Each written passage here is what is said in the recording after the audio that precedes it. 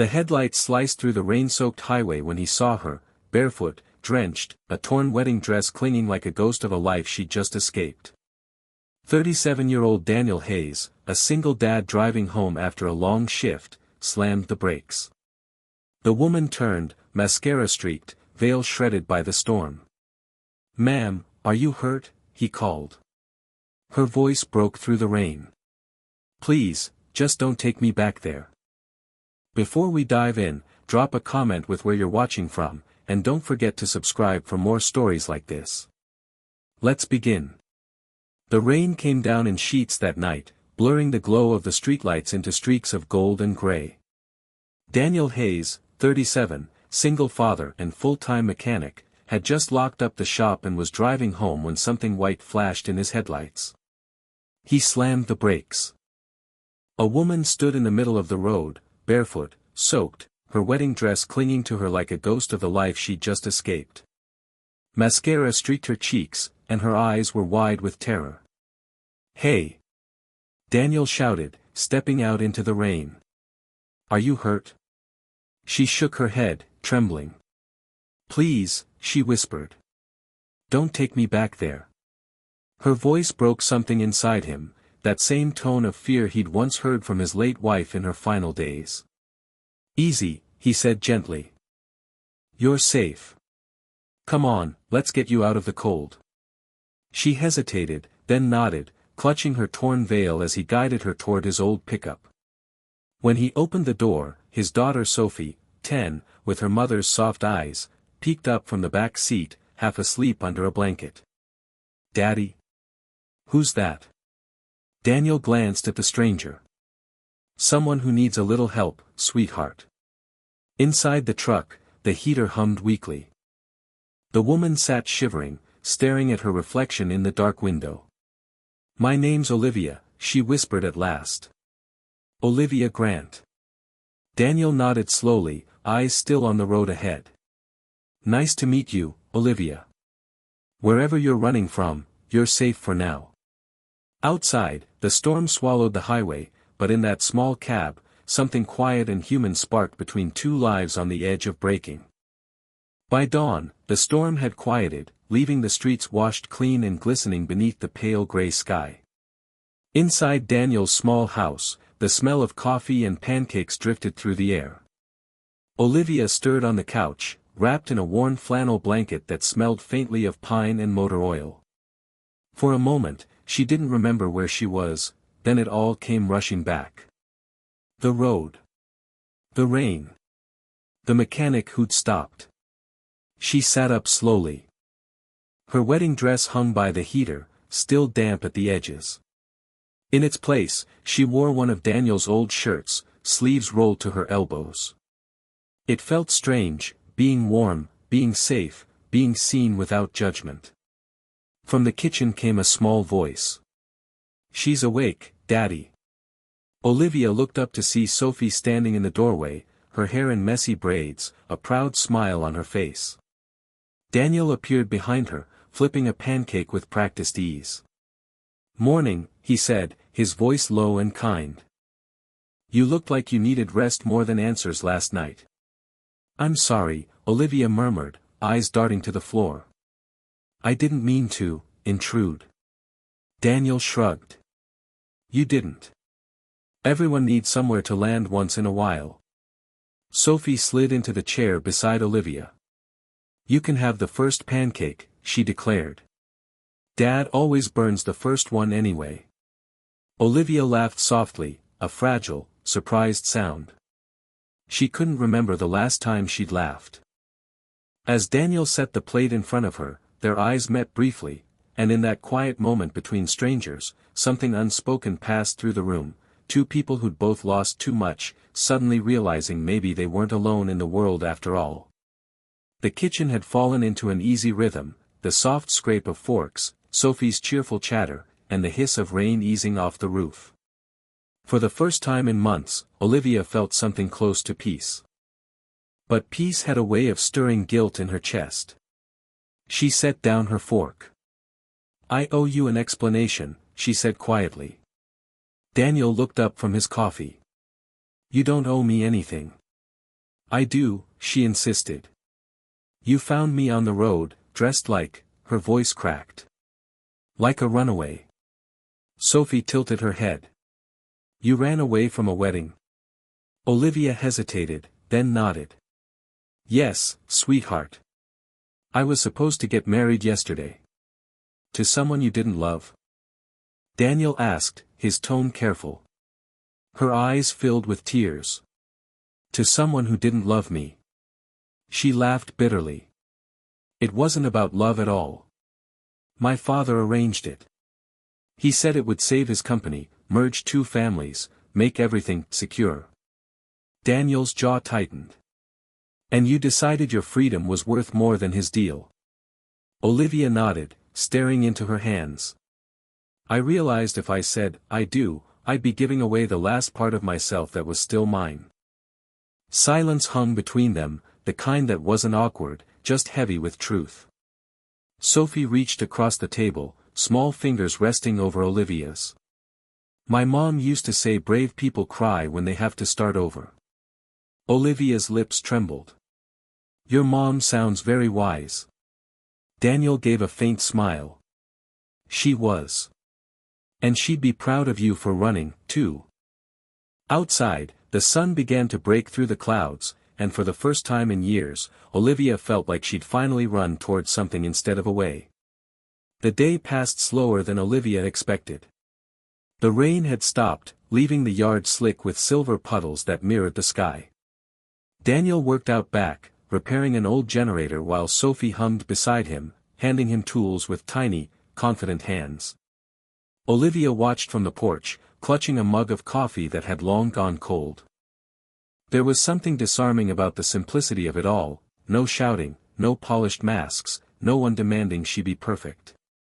Just a father and daughter fixing what was broken. Come on down, Daniel called. You look like you've never seen a wrench before. She laughed softly and stepped into the yard, the damp grass soaking through her borrowed sneakers. I was more of a charity gala kind of girl, she admitted. That so? He said, passing her a rag. Well, around here, we trade champagne for motor oil. Sophie giggled. Daddy says fixing things is like saying sorry to the world. Daniel grinned. She listens more than I think. For a while, they worked in companionable silence. Olivia's hair had dried in soft waves, her sleeves rolled to the elbow, smudges of grease dotting her hands. She felt normal. Grounded. As dusk fell, Daniel fired up the generator, and the yard filled with a low hum of success. Sophie cheered, and Olivia smiled wider than she had in months. Later, as Daniel washed up, he noticed her standing by the window, staring at her reflection. You okay? He asked. Her voice was barely a whisper. I can't remember the last time I felt safe. Daniel nodded slowly, his eyes steady on hers. Then maybe that's a sign you're right where you need to be. Outside, the crickets began their quiet chorus, and for the first time, Olivia didn't flinch at the sound of the night. 2 days later, the peace shattered. Daniel was under the hood of an old pickup when a black sedan rolled up the gravel drive, tinted windows, polished chrome, too expensive for their quiet street. Sophie ran out from the porch, but Daniel's tone turned firm. Inside, honey. She obeyed without question. The driver's door opened, and a man in a tailored suit stepped out, shaking off the dust with distaste. Excuse me, he said sharply. We're looking for Olivia Grant. Daniel wiped his hands on a rag, expression unreadable. Never heard of her. A second man stepped out, older, grayer, but with the same cold confidence. I'm her father, he said, his voice heavy with authority. She's missing. Possibly unstable. If you've seen her, it would be in your best interest to tell me. Daniel's jaw tightened. Unstable. She seemed pretty clear-headed when she was running for her life. The father's eyes narrowed. So she is here. Before Daniel could reply, the front door creaked open. Olivia stepped onto the porch, wearing his flannel jacket, her hair loose in the wind. For a long, fragile moment, no one spoke. "Dad," she said quietly. "Go home." Her father's composure cracked. "Olivia, you don't understand." "I understand perfectly," she cut in. "You sold my future to the highest bidder. I'm done living like property." The man's voice dropped low, dangerous. "You're making a mistake that will ruin you." Daniel stepped forward, calm but solid as a wall. "Then she can rebuild. People do it every day." The father glared at him, fury flickering behind his eyes. "You think you can protect her from me? From this world?" Daniel met his stare evenly. "No. But I'll stand beside her while she learns to protect herself." For the first time in her life, Olivia didn't hide behind someone else's power. She stood tall beside Daniel, the wind catching her hair like a banner of defiance. Her father turned away, defeated by something money couldn't buy, conviction. After her father's car disappeared down the road, silence wrapped around the house like a heavy fog. Olivia stood on the porch, arms crossed, staring at the tire tracks in the gravel until the rain started again, a light, cleansing drizzle this time. Daniel stepped out beside her, holding 2 mugs of coffee. "He's gone," he said softly. "I know." Her voice was small, trembling. "But I can't seem to stop shaking." He handed her the mug, their fingers brushing. "That's what happens when the weight comes off. You forget how to stand without it." She sank into the porch chair, staring at the steam curling from her cup. "I've spent my whole life doing what everyone else wanted. I don't even know who I am without them telling me." Daniel sat beside her, elbows resting on his knees. "Then maybe it's time to find out. Start small, one honest thing at a time." She glanced at him, uncertain. "What do you mean?" He pointed toward the yard, where Sophie was dancing barefoot in the rain, spinning with her arms wide. "See that? She's honest. Doesn't care who's watching. Maybe start there." A soft smile tugged at Olivia's lips. "When was the last time you did something just for yourself?" she asked. Daniel chuckled. "Fixing engines counts, right?" "It doesn't." He shrugged. "Then maybe it's been too long." The rain fell harder, but neither of them moved. For the first time, Olivia didn't flinch from it. She tilted her head back, letting the drops run down her face, her laugh quiet but real. When she opened her eyes again, Daniel was watching her, not like a man rescuing someone, but like a man finally seeing someone rediscover her own strength. Inside, the clock ticked quietly. Outside, 2 people sat in the rain, learning that sometimes freedom doesn't come from running away, but from choosing to stay. The days that followed felt different, slower, gentler, almost sacred in their simplicity. Olivia started waking before sunrise, helping Sophie pack her school lunch, brewing the first pot of coffee before Daniel's alarm went off. It wasn't out of obligation. It just felt good to do something again. She swept the porch, folded laundry, helped Daniel at the garage when business got busy. Word spread fast in their small neighborhood, that the mechanic's house had a new guest, a mystery woman with a kind smile. Olivia didn't mind. For once, people weren't staring because of her last name, they were just curious. That afternoon, Daniel came home early, wiping sweat and grease from his brow. "Didn't expect to see you fixing carburetors," he teased, nodding at the workbench. She grinned shyly. "I watched you enough times to figure it out. You make it look easy." "Easy?" He laughed. "You should see me when the bolts don't fit." Their laughter echoed through the garage, soft and warm. Then it faded into a comfortable silence, the kind that doesn't need filling. "Daniel," she said finally, voice quiet, "thank you, for not asking me to leave." He looked up, surprised. "Why would I? You're part of this place now. Sophie adores you. And," he stopped, clearing his throat. "Well, I guess I do too." Her heart skipped, though his tone was casual. She met his eyes, and for a moment, the world outside the garage disappeared, just two people, standing inches apart, breathing the same air heavy with unspoken things. Then Sophie's laughter rang out from the yard, breaking the spell. "Dad! Olivia! Come see!" Daniel smiled, shaking his head. Saved by the kid again. Olivia laughed, following him out into the sunlight, her first genuine smile in what felt like a lifetime. The peace didn't last. It never does, not when the past refuses to stay buried. It was a Thursday evening, the air thick with the smell of rain and motor oil. Daniel was closing up the garage when a sleek black car pulled into the lot, the kind that didn't belong on his side of town. A man stepped out, tall, polished, and dangerous in the quiet way power can be. "Daniel Hayes?" His voice was smooth but cold. "I'm looking for someone." Daniel didn't answer right away. He didn't need to. The man's expensive shoes, the glint of gold at his wrist, and the smug confidence told him everything. "She doesn't want to be found," Daniel said flatly. The man smirked. "Ah. So she is here." He took a slow step forward. "Olivia Grant. My fiancée. Or rather, was." Daniel's jaw tightened. "If you cared about her, you'd stop calling her that." The man chuckled, the sound sharp as glass. "You think this is about love? She embarrassed me, and my family, in front of half the city. That has consequences." Before Daniel could reply, the man leaned closer. "You're a mechanic, right? Men like you fix things.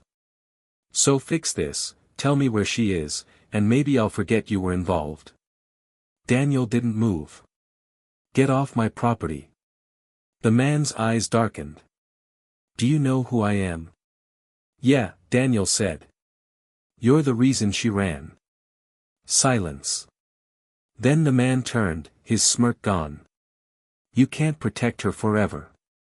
People like her always crawl back to where the money is." As his car disappeared into the rain, Daniel stood motionless, fists clenched. He'd seen fear before, but this was different. It wasn't for himself.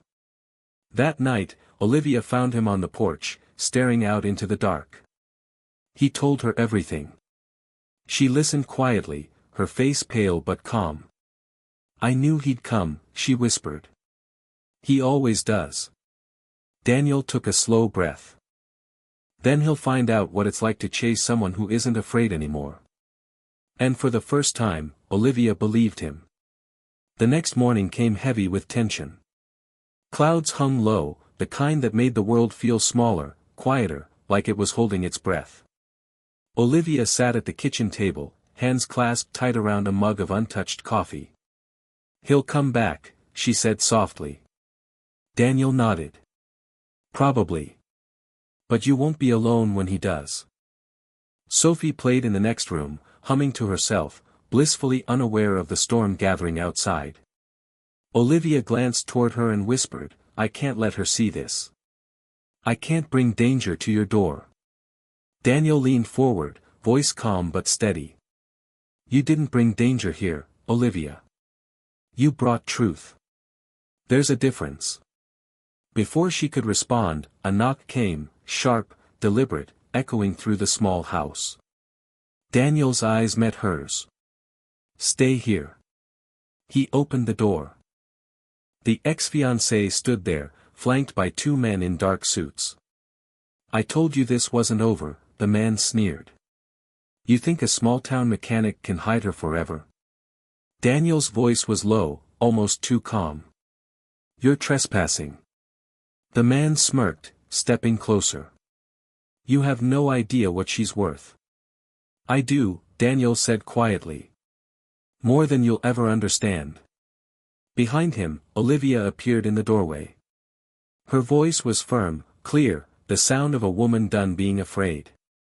"Leave, Nathan." He turned, startled by her tone. "Olivia. You don't own me," she cut in. Not my choices, not my name, not anymore.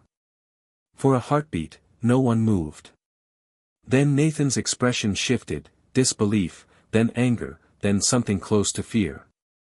Daniel stepped forward, eyes unflinching. You heard her.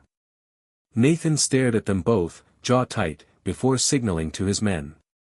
This isn't over, he hissed. Actually, Olivia said, her voice trembling but strong, it finally is. The car's taillights vanished down the road, swallowed by fog. Olivia turned to Daniel, her breath shaking. I've never said no to him before. Daniel smiled faintly. Then I'd say it's a good day to start. By evening, the storm had passed for good. The sky blushed gold and rose over the rooftops, soft light spilling through Daniel's small kitchen windows. Olivia stood by the sink, watching Sophie chase fireflies in the yard, laughter echoing through the dusk like a song she hadn't heard in years. Daniel stepped beside her, drying his hands with a rag. You did it, he said quietly. She looked at him, puzzled. Did what? Stopped running. Olivia smiled faintly, tears glinting in her eyes. I didn't stop. I just finally started walking in the right direction. They stood together in the fading light, the hum of crickets blending with Sophie's laughter. It was the sound of life rebuilding itself, slowly, quietly, beautifully. Daniel, Olivia said after a long pause, her voice trembling. Everything I owned, the house, the car, the name, it's all gone. I have nothing left. He turned to her, expression steady. You've got a roof over your head, a kid who already adores you, and someone who believes you deserve to start over. Sounds like everything to me. Her chest tightened. You really think I can? He nodded. You already are. For a moment, they just looked at each other, no grand gestures, no promises, just quiet understanding. Then she leaned forward, resting her forehead against his. The warmth of his breath, the steady heartbeat beneath his shirt, it all felt like home. Outside, Sophie's voice broke through the quiet. Dad! Olivia! Come see! The fireflies look like stars. They stepped out onto the porch together, hand in hand, watching the child twirl under the twilight sky. The air smelled of rain and new beginnings. Olivia whispered, I thought I lost everything that night. Daniel squeezed her hand gently. Maybe you just found where you were meant to be. And as the last light faded, the house behind them glowed warm, not grand, not perfect, but real. A place built not on wealth or power, but on kindness, courage, and the quiet miracle of second chances. Thanks for watching, like and subscribe for more stories that stay with you.